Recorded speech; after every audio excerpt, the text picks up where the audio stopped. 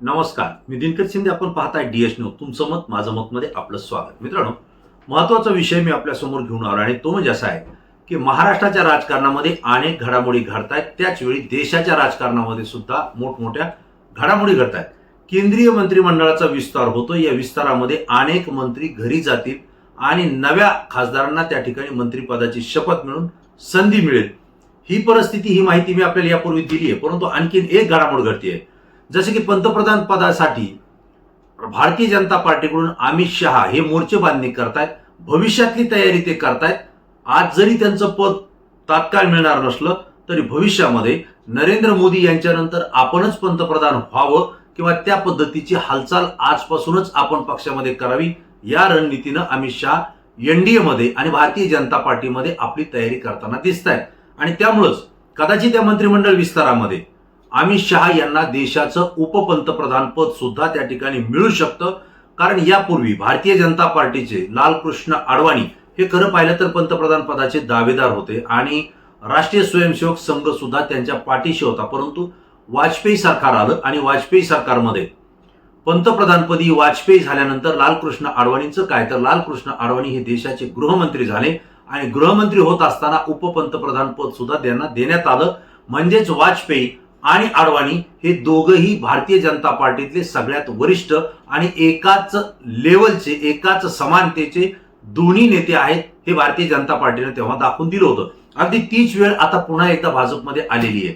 पंतप्रधान नरेंद्र मोदी हे एकमेव नाहीत, तर त्यांच्या स्थळीस्थळ भारतीय जनता पार्टीमध्ये अमित शहा आहेत. हे भारतीय जनता पार्टीला त्या ठिकाणी दाखवून द्यायचं आहे. आणि त्यामुळे या पुढच्या कालावधीमध्ये मग एनडीए मध्ये असेल किंवा भारतीय जनता पार्टीमध्ये असेल तर दुसरा अधिकार हा अमित शहा यांचा असायला पाहिजे आणि त्यामुळे त्यांना उपपंतप्रधान पद दिल्या जाऊ शकतं, अशी दिल्लीमध्ये राजकीय दृष्ट्या त्या ठिकाणी चर्चा आहे.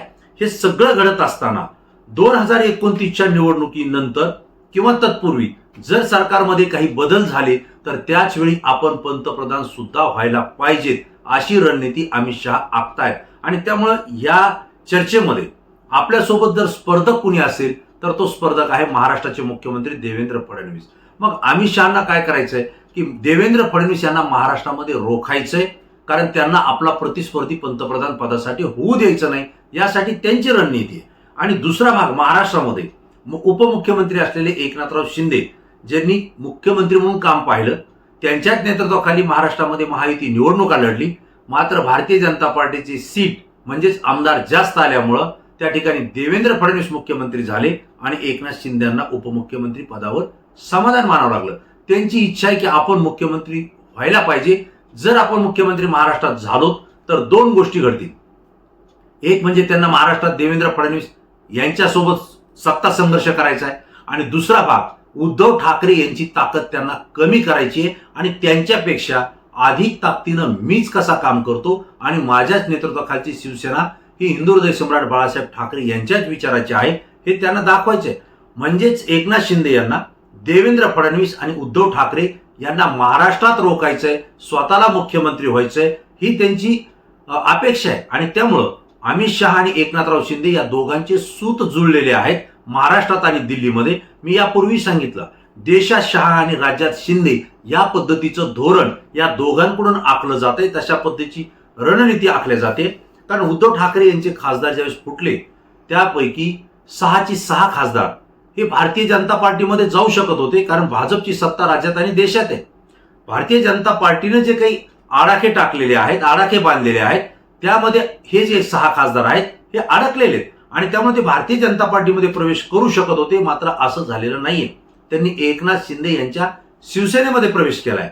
आपल्याला मिळणारी माहिती अशी आहे की या 6 पैकी काही खासदारांचं असं मत होतं की आपण भारतीय जनता पार्टीमध्येच प्रवेश केला पाहिजे आणि राज्य आणि देशातल्या भाजपच्या नेत्यांसोबत आपण एकनिष्ठ राहिलं पाहिजे, म्हणजे भविष्यात आपल्याला अडचण येणार नाही, असं त्यांचं मत होतं. परंतु 2 मतं या 6 खासदारांमध्ये झाली आणि त्यामुळे त्यामध्ये तोडगा काढण्याचं महत्वाची भूमिका जितकी अमित शहा यांनी पार पाडली तितकीच महाराष्ट्राचे मुख्यमंत्री देवेंद्र फडणवीस यांनी सुद्धा पाडलेली आहे.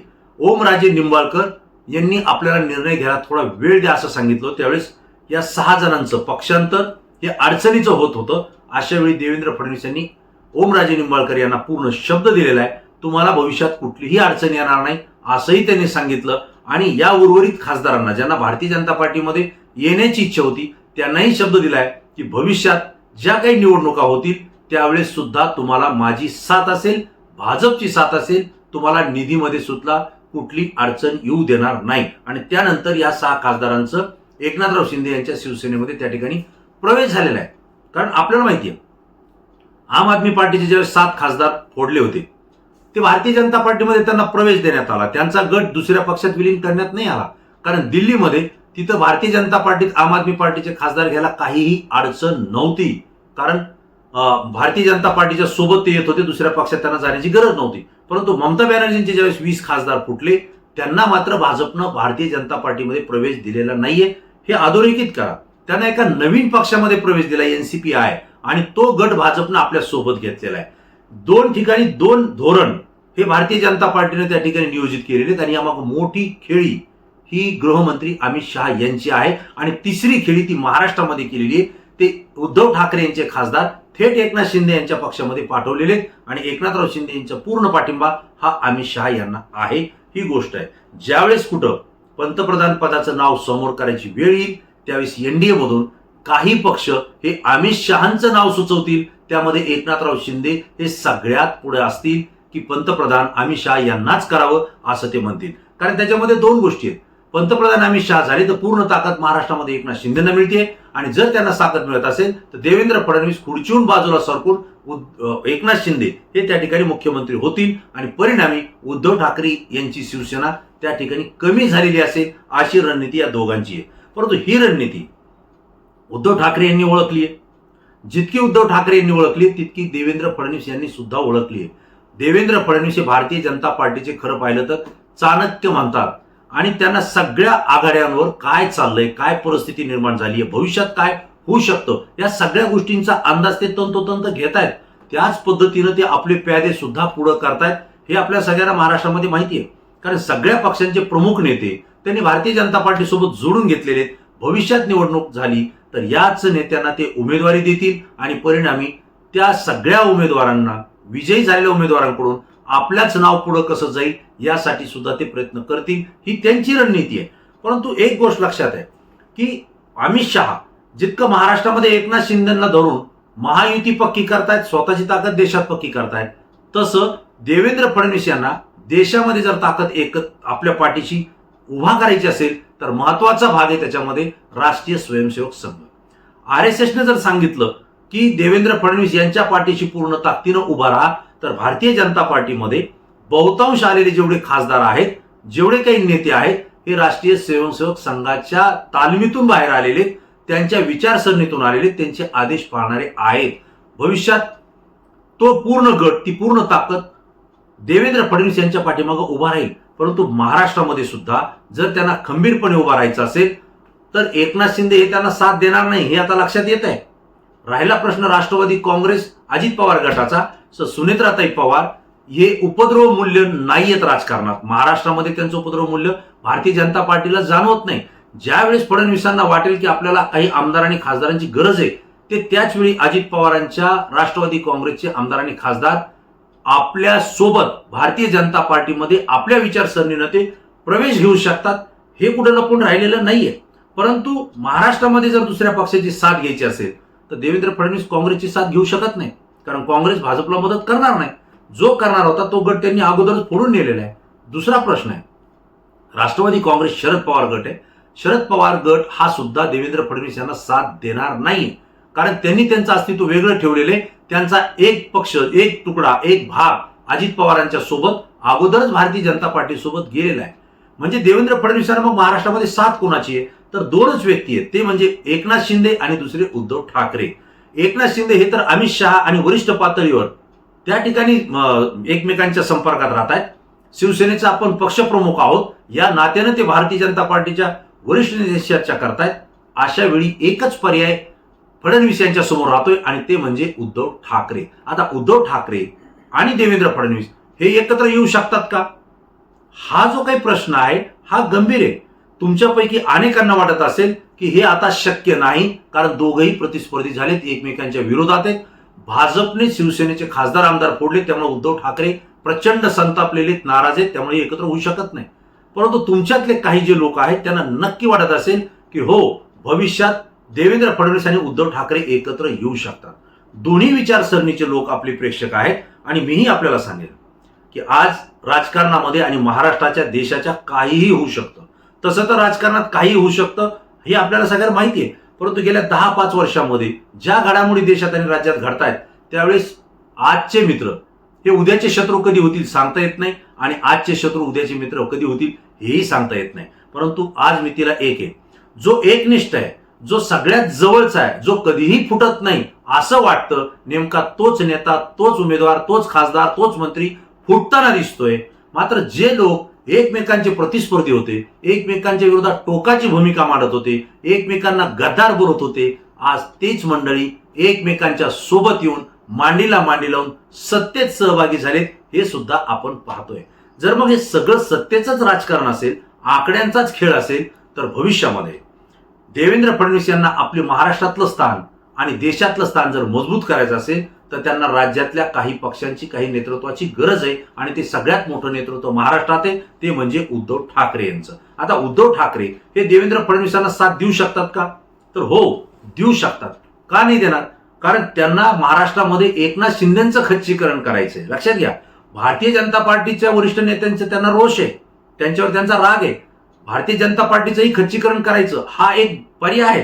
परंतु त्याही पुढे जाऊन ज्या एकनाथ शिंदे आणि त्यांच्यासोबत गेलेल्या आमदार खासदारांनी सोबत राहून गद्दारी करून उद्धव ठाकरे, मातोश्री आणि शिवसेना यांना संपवायचं काम केलेलं आहे, अशा लोकांना त्या ठिकाणी आडगळीस पाडण्यासाठी, त्यांना शह देण्यासाठी आणि त्यांचं अस्तित्व संपवण्यासाठी उद्धव ठाकरे देवेंद्र फडणवीस यांना साथ देऊ शकतात. हे मी आपल्याला यापूर्वी सांगितलं, आताही पुन्हा सांगतोय.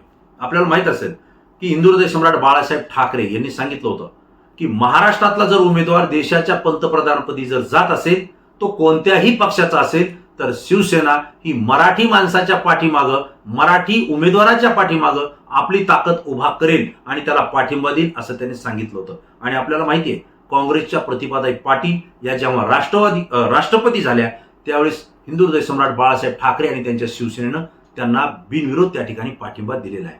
जर तशी परिस्थिती महाराष्ट्राची जर निर्माण पुन्हा झाली आणि देवेंद्र फडणवीस हे महाराष्ट्रातून पंतप्रधान पदासाठी जर दावेदार होत असतील तर त्याच वेळी मराठी माणसाचा मुद्दा घेऊन उद्धव ठाकरे हे त्यांना आपला बिनशर्त पाठिंबा देऊ शकतात असं माझं मत आहे.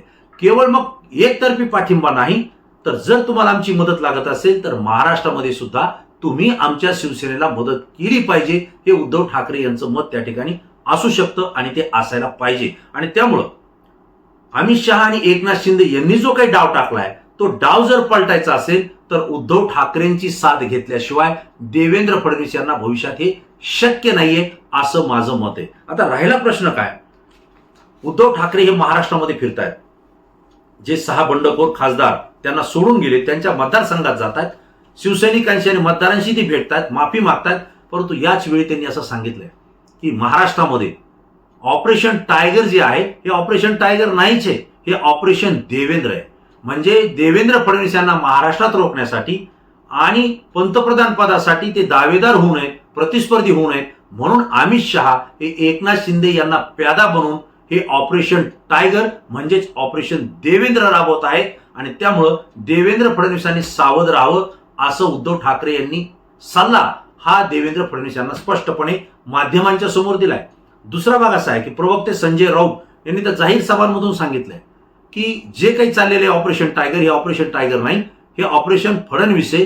या ऑपरेशन पासून देवेंद्र फडणवीस यांना सावध व्हायला पाहिजे, कारण त्यांच्या अस्तित्वाचा प्रश्न भविष्यात निर्माण होऊ शकतो. त्यांनाच अडचणीत आणण्यासाठी अमित शहा आणि एकनाथ शिंदे हा डाव खेळतायत असं सुद्धा संजय राऊत यांनी सांगितलंय. आणि मित्रांनो, हीच गोष्ट यापूर्वीच्या दोन्ही व्हिडिओच्या माध्यमातून मी DS न्यूजच्या माध्यमातून आपल्याला सांगितलेली आहे की ह्या सगळ्या घडामोडी ज्या घडतायत या महाराष्ट्राच्या आणि देशाच्या राजकारणामध्ये आपलं अस्तित्व, पद आणि उंची वाढवण्यासाठी काही नेते मंडळी अशा पद्धतीचे डाव टाकतायत, खेळ रचतायत आणि हे सगळे खेळ उलटवण्यासाठी आता शत्रू पक्ष म्हणता येणार नाही, विरोधी पक्षाची सुद्धा मित्र म्हणून त्या ठिकाणी साथ घेण्याची शक्यता नाकारता येत नाहीये.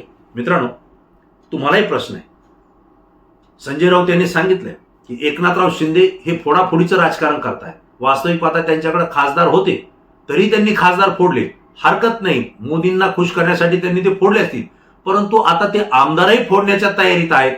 मग सत्ता आहे, पूर्ण एक हाती सत्ता महाराष्ट्रात असताना पुन्हा नव्या आमदारांची फोडून गरज काय, हा प्रश्न उपस्थित केलाय. याचं कारण आहे की जर उद्धव ठाकरे किंवा इतर पक्षाचे आमदार एकनाथ शिंदे यांनी परत फोडून आपल्यासोबत घेतले तर राजकीय दृष्ट्या विधानसभेमध्ये त्यांची ताकद वाढते आणि वाढलेल्या ताकदीवर ते भाजपकडे आपल्याला मुख्यमंत्री पद द्या, कारण आम्ही मित्र पक्ष आहोत, तुम्हाला 2.5 वर्ष दिलेले, आता 2.5 वर्ष आम्हाला द्या, असं म्हणून ते आपला दावा करू शकतात आणि त्याला अमित शहा आणि पंतप्रधान नरेंद्र मोदी साथ देऊन ती संधी त्यांना देऊ शकतात. आणि हाच डाव उधळण्यासाठी देवेंद्र फडणवीस हे सुद्धा मोठी चाल खेळू शकतात आणि उद्धव ठाकरे यांना अंतर्गत मदतीचा हातही मागू शकतात किंवा एकमेकांसोबत संबंध सुद्धा चांगले जुळू शकतात.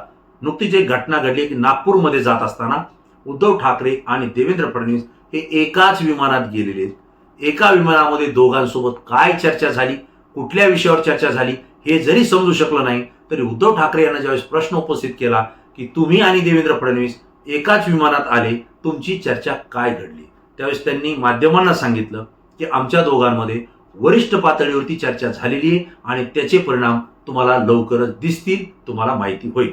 आता प्रश्न असा आहे, कुठल्याही घडामोडी वरिष्ठ राजकीय नेते स्पष्टपणे सांगत नसतात, परंतु जे काही बोलतात त्यातून काही संकेत दिले जातात आणि ते संकेत भविष्यात स्पष्टही होतात, हेही आपल्याला माहिती आहे. म्हणून प्रश्न असा आहे की आज अमित शहा आणि एकनाथ शिंदे यांनी जो काही डाव टाकलेला आहे तो डाव पलटणार आहे असंही दिसतंय. आणि जर तो पलटायचा असेल तर मग देवेंद्र फडणवीस आणि उद्धव ठाकरे यांना एकत्र यावं लागेल.